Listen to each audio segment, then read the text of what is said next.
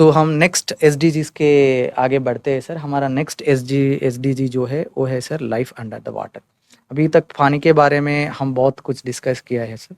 आप विद्यार्थियों भी स्क्रीन पे देख रहे होंगे, जो स्क्रीन दिख रहा है एसडीजी 14 जो है हमारा लाइफ बिलो द वाटर। तो पानी के बारे में बहुत कुछ डिस्कस किया है। क्या इस पानी के अंदर भी जीव राशि होते हैं? उसका भी देखभाल रहना चाहिए, क्या है सर ये? सर बताएंगे कि सर ये बहुत अच्छा कॉन्सेप्ट भी है कि आजकल जो है वेटलैंड, तैरते हुए वेटलैंड, ओके। इनका इस्तेमाल किया जा सकता है। बहुत सारे हमारे जो जल स्रोत हैं वो खराब हो रहे हैं, उनमें विभिन्न प्रकार का प्रदूषण जो है जा रहा है, कई सीवर लाइन जा रही है, वो सारे हमारे जल स्रोतों में जा रही है। और चूंकि जो हमारे जलीय जीव हैं उनके लिए वो हानिकारक हो जाता है, क्योंकि वहाँ पर पानी में जो ऑक्सीजन लेवल है वो धीरे धीरे घटना शुरू हो जाता है और वो कीचड़ सा वहाँ पर बन जाता है उस पानी में। यस। तो उससे जलीय जीव हैं वो मरने लग जाते हैं। तो अगर हम ऐसी जगहों पर जहाँ पर इस तरह की समस्या है वहाँ पर तैरते हुए वेटलैंड बना दें, कि हम माना किसी लकड़ी के जरिए माना एक फ्रेम बनाया हमने और उसके ऊपर हमने उधर से कोई जाली फिट कर दी, उससे पानी भी आता रहेगा और उसमें हम प्लांट्स लगा दें, तैरते हुए पौधे लगा दें। बहुत सारे जलीय प्लांट्स हैं, एक्वेटिक प्लांट्स जो हैं बहुत सारे हम लगा सकते हैं। और वो क्या करेंगे, क्योंकि वो उस जगह पर हैं तो वहाँ से जो एक्स्ट्रा जो न्यूट्रिएंट्स हैं उनको एब्जॉर्ब करेंगे।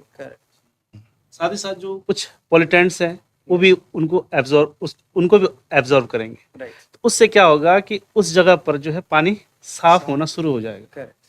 तो धीरे धीरे हम सारी ऐसी जगहों पर जो है ऐसे वेटलैंड्स अगर तैयार कर दें तो इससे हमारे जो एक तो हमारा जो पीने का पानी है या जो हमारे जल स्रोत जितने भी हैं, चाहे हम उस पानी को नहाने के लिए इस्तेमाल करते हैं या किसी भी तरह से हम इस्तेमाल कर रहे हैं, उसके साथ साथ जो वहाँ पर जो जलीय जीव हैं, मछलियाँ हैं या विभिन्न प्रकार के जो वाटर इंसेक्ट्स होते हैं, क्योंकि वो मछलियों के लिए इम्पोर्टेंट होते हैं, जो डाइटम्स होते हैं, एल्गीज होती हैं, वो सारी जो है क्या हो जाएगी, उस प्रभावित नहीं हो पाएगी उस पॉइजनस वाटर से।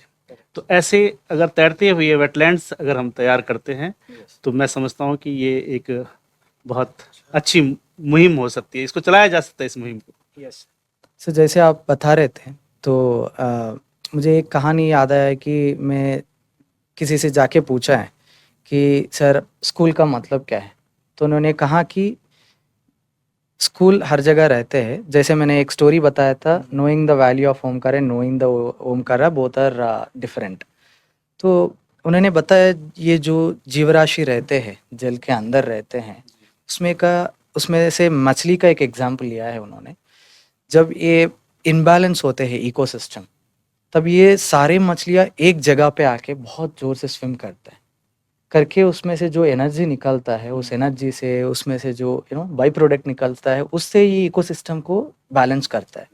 मतलब जो हम जमीन पे देख रहा है ह्यूमन बीइंग्स को या अदर जीवराशियों को देख रहा है, इसका महत्व इस इकोसिस्टम में या इस पर्यावरण में कितना इम्पोर्टेंट है, उतना इम्पोर्टेंट जो जल के अंदर रहता है उसका भी है। सारा मिलकर के पूरा इकोसिस्टम का निर्माण करते हैं, बैलेंस करना चाहिए। और ये भी बोलता है कि जितने लोग जमीन पे है उससे 10 गुना ज्यादा जल के अंदर है। तो उसमें बहुत सारे चीज़ें ऐसे सर पर्यावरण को बैलेंस करने के लिए देखते हैं। जैसे आपने कुछ बोला है कि कुछ यूजफुल फंगाई रहता है, अलगाई रहता है, तो इन सब का देखभाल करना हमारा ही रिस्पॉन्सिबिलिटी है। तो हम जो भी छोटे छोटे चीज़ अनकॉन्शियसली करते हैं या जानबूझकर करते हैं नदियों के पास या ऐसा चीज़ों के पास, वो ऐसा एनवायरनमेंट को बचाने वाला जीवराशियों को हानिकारक हो रहा है, ताकि इस पर्यावरण पूरा इम्बैलेंस हो रहा है। तो इससे बचने के लिए हम छोटा-छोटा एक्शंस जो आपने बताया है, एक फ्रेम करना है, वेटलैंड्स बनाना है, बहुत अच्छा सुझाव है सर। जहाँ पे भी सबके गाँव में तालाब रहते हैं, वहाँ पे ऐसा हम उनके इम्प्लीमेंट आसपास किया जा सकता है। जहाँ पर भी तालाब गंदे हो रहे हैं तो वहाँ पर हम जो है इस तरह के वेटलैंड्स तैयार कर सकते हैं, उनके किनारे भी कर सकते हैं। बहुत जरूरी नहीं है कि हम उसके ऊपर ही जो है तैरते हुए, कुछ जगहों पर हम तैरते हुए भी कर सकते हैं, कुछ जगह साइड से अगर खराब हो रखा है, जो पॉन्ड है या रिवर है, कोई स्ट्रीम है, वो खराब होती जा रही है, पोल्यूटेड हो रही है, तो उसके साइड से भी हम वेटलैंड्स डेवलप कर सकते हैं। Very nice. तो अभी हम आगे की तरफ बढ़ते हैं सर। हमारा नेक्स्ट एसडीजी है वो वाला 15th SDG, life and land. तो ये लाइफ एंड लैंड अभी हम जो जल के नीचे रहते या जल में रहते उसके बारे में बात किया है अभी, लाइफ ऑन लैंड। तो इसका भी दोनों का जैसे हमने बताया इस इकोसिस्टम में हर एक का इम्पोर्टेंस बहुत हर एक का प्रेजेंस बहुत इम्पोर्टेंट है। तो आप स्लाइड पे देख रहे होंगे स्क्रीन पे इसका 15th SDG जो है लाइफ एंड लैंड। तो इसको बचाने के लिए या इसका महत्व क्या है इस SDGs को, या इसको बचाने के लिए हम क्या इनोवेशंस ला सकते हैं स्कूल लेवल पे, इस पे थोड़ा प्रकाश डालिए। इसके लिए सर जैसे कि अभी पहले भी ये चर्चा में ये बिंदु आया है कि बहुत सारी हमारी पौधों की जो प्रजातियां हैं वो समाप्त हो रही है। करेक्ट। बहुत सारे दुर्लभ पौधे हैं जो पहले थे अब नहीं दिख रहे हैं। करेक्ट। तो ऐसे धीरे धीरे हो न हो कि हमारे बहुत सारे प्लांट्स गायब हो जाएं। करेक्ट। उसके लिए हमें स्कूल स्तर पर ही अगर हम सीड बैंक बना दें, वेरी नाइस है, बीज बैंकों का निर्माण करें, या हम कोई बीज बैंक क्लब बना दें।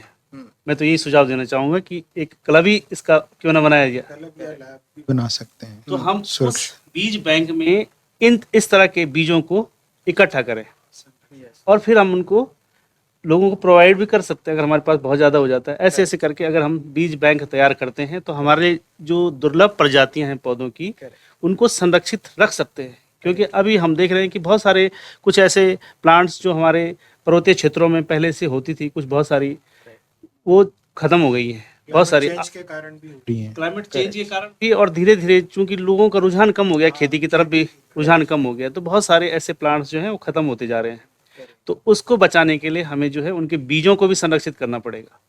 अगर हम बीज ही नहीं रखेंगे तो हमें वो प्लांट कभी फिर भविष्य में दिखाई नहीं देगा।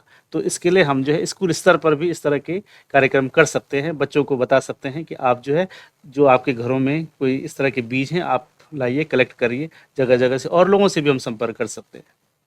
Very nice. जैसे सर ने बताया है, एक एग्जाम्पल और भी है, मैंने कुछ दिन पहले बताया था, जो निर्मल टॉयस है, तो इसको बनाने के लिए एक अलग तरीके का वुड होता है सर। तो कोई भी इस वुड पे फोकस नहीं दिया है अभी। इस जो निर्मल टॉयस बनाना है उसके लिए जो वुड यूज़ करते हैं अभी उसका 60 प्लांट्स बचा है। अगर ये 60 प्लांट्स ख़त्म हो जाएंगे ये निर्मल टॉयस अभी दिखेगा भी नहीं, कहीं पे दुनिया में भी नहीं दिखेगा। अभी इस प्लांट्स को फिर से स्टार्ट करना है, प्लांटेशन करना है, तो इस मैच्योरिटी आने के लिए उस प्लांट्स को टाइस बनाने का 10 साल लगेगा। तो 10 साल में तो ये बहुत कुछ चेंजेस हो जाएगा सर। एक ऐसा चीज़ है, जैसे आप पेड़ के बारे में बताया है, सीड बैंक्स के बारे में बताया है, ये प्रिजर्वेशन वेरी वेरी इंपॉर्टेंट है। अभी हॉस्पिटल्स में भी हमारा जेनेटिक्स ले रहे, प्रिजर्व कर रहे, ताकि कुछ हमारा स्वास्थ्य अच्छा नहीं है, करेक्ट, तो ये भी जड़ी बूटियों को, करेक्ट, जड़ी बूटियों को भी अभी प्रिजर्व किया जा रहा है, क्योंकि ये बहुत आगे तक देख रहा है लाइफ ऑन द लैंड को सेव करने के लिए। Thank you so much sir for sharing your insights on this. और हम आगे और हमारा नेक्स्ट SDG के तरफ बढ़ते हैं। आप सब देख रहे होंगे हमारा स्क्रीन पे जो SDG दिख रहा है, हमारा 16th SDG, peace, justice and strong institutions. ये पीस और जस्टिस बहुत सारे कंट्रीज लड़ रहा है, हर घर में ये लड़ रहा है, मुझे चाहिए जस्टिस, मुझे चाहिए, हर गांव में, हर कम्युनिटी में, हर देश में हो रहा है। इसमें हम क्या फोकस डाल सकते हैं सर? इसमें जैसे जो लड़कियों से संबंधित कुछ अधिकार होते हैं, पॉक्सो एक्ट होता है, जैसे कि लड़कियों के साथ जो छेड़छाड़ होती है या लड़कियों को उसके बारे में जागरूक होना चाहिए कि अगर कोई उसके साथ इस तरह की घटना करती है तो उनके पास क्या अधिकार हैं, क्या राइट्स हैं, कि हम उनको सजा दिला सकें। जब हमारे को राइट्स के बारे में ही नहीं पता होगा, कानूनी के बारे में नहीं जानकारी होगी, तो हम कुछ नहीं कर पाएंगे। तो ऐसी मैं एक घटना बताता हूँ कि हमारे स्कूल में लड़कियां ऑटो से आती हैं, सिडकुल से आती हैं 10 किलोमीटर दूर से। तो एक बार क्या हुआ कि हमारी स्पोर्ट्स की लड़कियां आती हैं, हॉकी की आती थी, तो उन लड़कियों के साथ जिस ऑटो में आती थी तो उस चालक ने कोई उनके साथ बदतमीजी या कुछ गड़बड़ कर दी। लेकिन वो लड़कियां जागरूक थी, 11th-12th क्लास की थी, उनको पता था हर चीज। वो उस ऑटो को वाले को पकड़ के स्कूल में ले आई प्रिंसिपल के पास। वहां जाकर उससे पूछताछ करी तो उसने बाद में अपना जुर्म कबूल किया, तो हमने पुलिस वालों को बुलाया, तो उस पे ये वाला एक्ट लगा। तो इससे क्या पता चला? इससे ये पता चला कि जो हमारे कानून है वो हमारे को संरक्षण कर सकते हैं। मतलब हमें उसके बारे में बेहतर नॉलेज होनी चाहिए ताकि हम कोई भी हमारे पास समस्या आती है तो हम उसका समाधान तुरंत ढूंढ ले, ताकि कोई हमारा शोषण ना कर ले, है नहीं। इस प्रकार के मतलब जो कानून जो धाराएं होती है उनके बारे में समुदाय को भी, स्कूल में भी बच्चों को शिक्षित करना चाहिए, ठीक है ना। तो उसके लिए चाहे हम नेट के माध्यम से उनको जागरूक करें, या किताबों में जो उनके बारे में लिखा है, या कोई सुबह असेंबली होती है उसमें जाके उन्हें नए नए धाराएं जो अभी संशोधित हुई हैं उनके बारे में बताते रहे कि उनके अधिकार क्या है, उन्हें कब वोट डालना है, सारे बहुत सारी चीजें, क्योंकि अपडेट होती है नॉलेज, और ये बार बार उनको बार बार बतानी पड़ेगी, ऐड ऑन करनी पड़ेगी, तभी वो जान पाएंगे इसके बारे में। वेरी ट्रू सर, आप एकदम राइट पॉइंट पे आए हैं सर, क्योंकि अगर जस्टिस मिलना है या पीस मिलना है तो एक कहावत है, अगर आपको रूल्स ब्रेक करना है तो रूल्स मालूम होना चाहिए पहले, अगर आपको रूल्स बचाना है तो भी आपको रूल्स पता होना चाहिए। अगर आप पीस चाहते हैं, अगर आप जस्टिस चाहते हैं कि किस काम में कौन से तरीके का अप्रोचेस है, स्ट्रैटेजीज हैं या विधि विधान है, तो वो पता चलना चाहिए। ये इसका स्कूल से लेके बहुत सारे सिस्टम्स में किसी को भी इसके बारे में पता नहीं है, और इससे क्या हो रहा है सर, अभी बहुत सारे यूथ बाइक्स लेके चल रहा है रोड पे, उनको पता नहीं है कि किस तरीके का केसेस होता है। और अभी आपने एक एग्जांपल बताया है, इसके लिए नॉन बेलेबल वारंट्स है, अरेस्ट करेंगे तो उसका पूरा जिंदगी जेल में गुजरना पड़ेगा, अंदर ही रहेगा।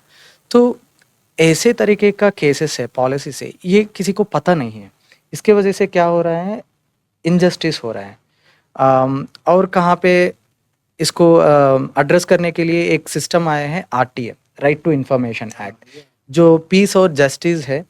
तो इसको सबके पास लेके जाने के लिए आपको ये जस्टिस कैसे मिलेगा, राइट टू एक्ट अगर आप पूछेंगे तो उसका इन्फॉर्मेशन आपको मिलना चाहिए। अगर मिलेंगे तो आपको इसमें मैं कैसा इन्वॉल्व कर सकता हूँ और कहाँ तक इन्वॉल्व कर सकता हूँ। अगर आपको एक केस है या एक सिचुएशन है, आप सीमा पार करके उसमें इन्वॉल्व हो गए, तो क्या होता है कि जो असली अक्यूज्ड है वो बच सकता है, आप फंस सकते हैं उसमें। तो ऐसे ही बहुत सारे एग्जाम्पल हो गए सर। ये इनजस्टिस होता है, क्यों होता है ये, इसका जानकारी नहीं रहता है। तो इसलिए आपने जो अवेयरनेस का चीज़ मुद्दा उठाया है, हर जगह स्कूल्स के संबंधित जो भी पॉलिसीज़ होता है या कम्युनिटीज़ में जो भी पॉलिसीज़ होता है, वो स्कूल्स के द्वारा हर कम्युनिटीज़ में ऐसा अवेयरनेस का प्रोग्राम्स करेंगे तो बहुत सारी चीज़ें हम बदल सकते हैं। हम आगे बढ़ते हैं और नेक्स्ट और हमारा लास्ट SDGs के तरफ। तो हमारा लास्ट SDG है, जैसा आप स्क्रीन पे देख रहे हो, ये SDGs है। ये पूरा जो SDGs हमने देखा है 16 SDGs, और ये 16 SDGs को अचीव करने के लिए ये 17 जो गोल है ये वेरी वेरी इंपॉर्टेंट है।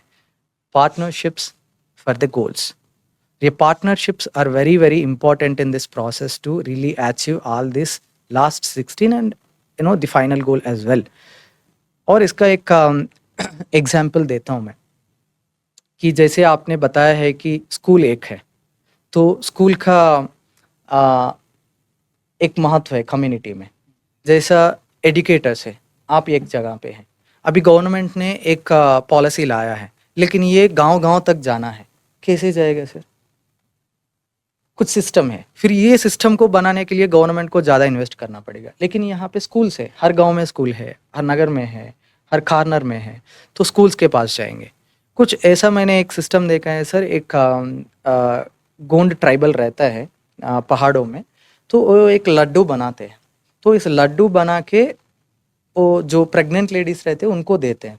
तो इस लड्डू से क्या होता है, उनका जो हीमोग्लोबिन परसेंट, आयरन परसेंट रहता है वो बढ़ जाता है, विटामिन्स बढ़ते हैं। लेकिन ये किसी को पता नहीं है और ये मार्केट में नहीं आ रहे। तो मैंने कहा इनको कि जब मैंने उनको विजिट किया है, मैंने कहा उनको कि आप कोलैबोरेशंस पे फोकस ही नहीं दिया है, पार्टनरशिप्स किया ही नहीं है, आप जो कर रहे हैं आपके पास ही है, लेकिन बहुत अच्छा चीज़ है, लेकिन वो आगे नहीं जा रहे। तो मैंने कहा आशा वर्कर्स जो रहते हैं, ये आशा वर्कर्स हर दिन गांव में जाते हैं, प्रेग्नेंट लेडीज से मिलते हैं, उसको सुझाव देते हैं, मेडिकल डायग्नोसिस करते हैं, क्यों ना आप इनसे कोलैबोरेट करें, ताकि एक ऑलरेडी एग्जिस्टिंग सिस्टम है। तो ये एक पॉलिसी है सर, 80-20 पॉलिसी।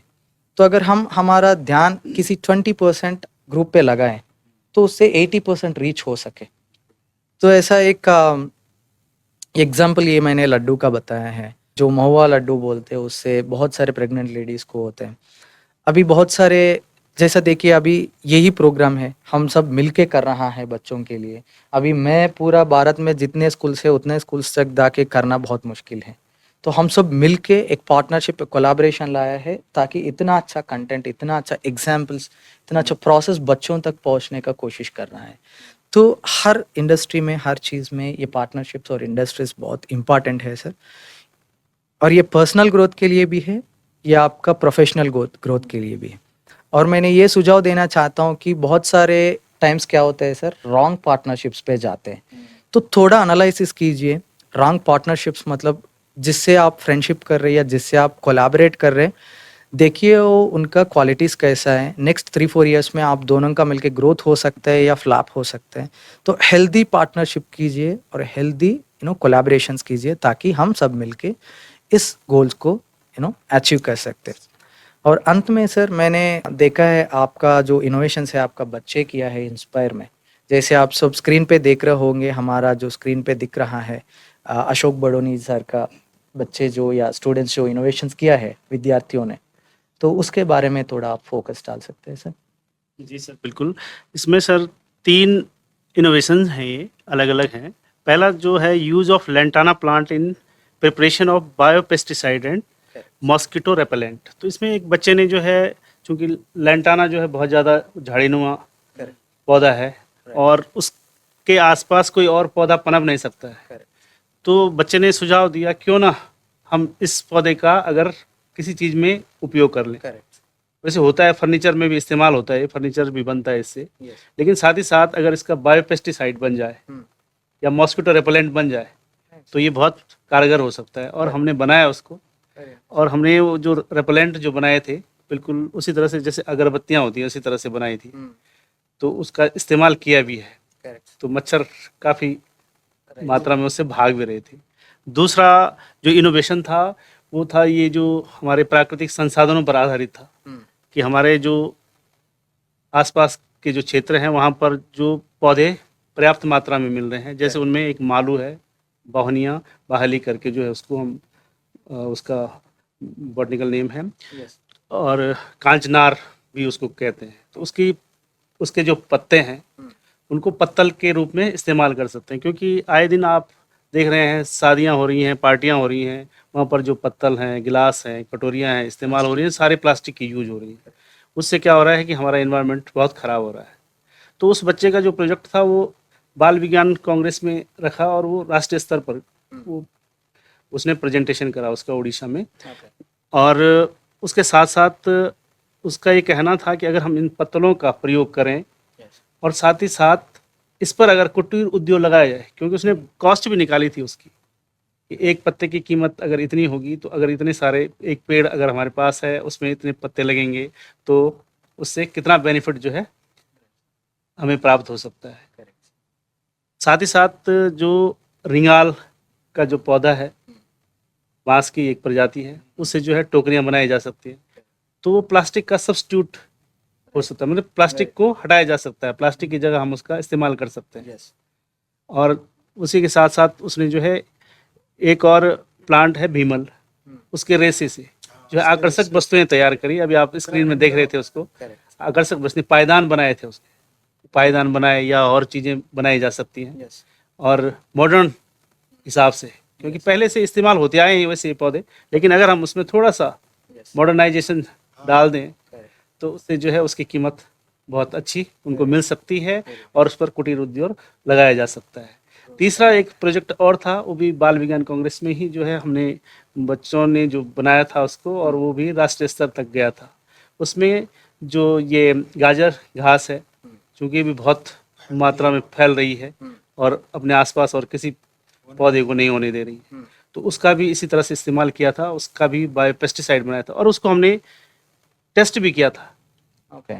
उसकी जो लीव्स थी उसका रस निकाल करके एक उसमें एक तो उसका रस सीधे सीधे यूज़ किया गया गुलदाउदी के पौधे पर, क्योंकि गुलदाउदी का जो पौधा था उसमें एफिड्स लगे हुए थे, बहुत सारे जो कीड़े थे, काला काला हो गया था पूरा। तो उसने उसका स्प्रे किया उस पर, तो कुछ कम हो गया था। फिर उसको साथ ही साथ उसमें क्या करा कि एक दूसरा फिर वो पत्तियों का रस और गोमूत्र मिला करके जो है तैयार किया, वो ज़्यादा इफेक्टिव हुआ। तो इस तरह से उसको टेस्ट भी किया गया कि हाँ ये जो है इस तरह से कारगर हो सकता है, क्योंकि हम अब तक जो है कीटनाशकों का प्रयोग कर रहे हैं, जितने भी हर्बिसाइड हैं, पेस्टिसाइड्स हैं, सारे केमिकल्स यूज कर रहे हैं। क्यों ना हम बायोलॉजिकली ट्रीटमेंट करें। अगर बायोलॉजिकली ट्रीटमेंट करते हैं तो हमें जो है नुकसान नहीं होगा। जितना भी खाद्य पदार्थ हम ले रहे हैं वो सारा पेस्टिसाइड उसमें यूज हो रहा है, और हम सब्जियों का उत्पादन कर रहे हैं, हम उनमें स्प्रे कर रहे हैं पेस्टिसाइड्स का। उसके बजाय अगर हम बायो पेस्टिसाइड बनाएं तो ये ज़्यादा फायदेमंद हो सकता है। Very nice sir, very nice innovation sir. जैसे मैंने पहले कहा था कि सब विद्यार्थियां जो हैं, जब मैं उनसे इंटरेक्ट करता हूँ, वो बोलते हैं कि सर हम तो इनोवेशंस कर रहे हैं या प्रॉब्लम सॉल्व कर रहे हैं, लेकिन ये एसडीजीज क्या है। तो विथआउट मीन उसका कंसर्न नहीं है, फिर भी अनकॉन्शियसली या कॉन्शियसली उनका जो प्रॉब्लम सॉल्व किया है वो किसी ना किसी एसडीजी से कनेक्ट होता है। तो मेरा ये विनती है सबको, आप जो इनोवेशन करता है या प्रॉब्लम सॉल्व करता है, आपका टीचर्स के पास लेके जाइए। देखिए अभी सर ने जैसा 3 एक्सपेरिमेंट्स या 3 इनोवेशंस बताए हैं, ये बहुत सारे एसडीजीज को कनेक्ट होता है। एसडीजीज को कनेक्ट करने से क्या होता है, हम क्यों बार बार इस पे इंसिस्ट कर रहा है, जो कि अभी एक इनोवेशन देखा है कि एक छोटा सा पौध लांटाना से एक केमिकल निकाला है, उससे कुछ किया है। तो ये जो लांटाना पेड़ है, ये जहाँ पे रहता है उस जगह पे किसी और को आने नहीं दिया है। फिर उतना नेगेटिव प्लांट को भी आप एक पॉजिटिव में कन्वर्ट किया है, और ये बहुत सारे एरियाज में, इंडिया में बहुत सारे एरियाज में होते हैं। अगर इसके बारे में सबको पता चला कि सब जगह ये इम्प्लीमेंट हो गया है, तो आपका जो ये उत्तराखंड में एक छोटा सा गांव, छोटा सा स्कूल में जो इनोवेशन बना है, ये ग्लोबल सॉल्यूशन हो सकता है। तो इसलिए हम बार बार इस पे इंसिस्ट कर रहे हैं कि आपका जो इनोवेशन है इसको एक एसडीजी के साथ कनेक्ट कीजिए। और आपका बातों में से मुझे ये भी समझ में आया है सर, आप टेस्ट किया है, उसके जाके एनालिसिस किया है, रिसर्च किया है, तो विद्यार्थियाँ ये भी कर रहे हैं कि उसका डिज़ाइन थिंकिंग प्रोसेस भी यूज़ कर रहा है। तो हमने ये विनती कर रहे हैं कि थोड़ा बहुत ये डिज़ाइन थिंकिंग प्रोसेस जो हम इस 24 एपिसोड्स में बता रहे, ये सब लोग देखिए और इसका इनकॉर्पोरेट कीजिए लाइफ में, क्लास में। और ये जो एसडीजीज का बता रहे, ये एसडीजीज को भी कनेक्ट कीजिए आप जो काम करते हैं, ताकि आपका हर काम सस्टेनेबल बन जाएगा। और मैं एक कहानी बोल के इस एपिसोड को एंड करना चाहता हूँ सर। तो उस कहानियाँ है सर, एक जगह पे 3 लोग हैं सर, काम कर रहे हैं। 3 लोग पत्थर फोड़ रहे, और एक जाके उनसे पूछा है कि भाई साहब आप क्या कर रहे हैं। पहले वाला बताया है कि मैं एक पत्थर फोड़ रहा हूँ। फिर सेकंड वालों के पास जाके पूछा आप क्या कर रहे हैं। मैं भी स्टोन्स ब्रेक कर रहा हूँ एक दीवार बनाने के लिए। फिर थर्ड वालों के पास भी जाके पूछा है भाई साहब आप क्या कर रहे हैं। मैं अभी पत्थर ही फोड़ रहा हूँ लेकिन एक ताजमहल बनाने के लिए। तो मैंने पूछा स्टूडेंट से, इन तीनों में से किसका जो पत्थर फोड़ रहा है या ब्रेक कर रहा है, तो किसका पत्थर अच्छा शेप में आएगा। तो उन्होंने बताया तीसरा का।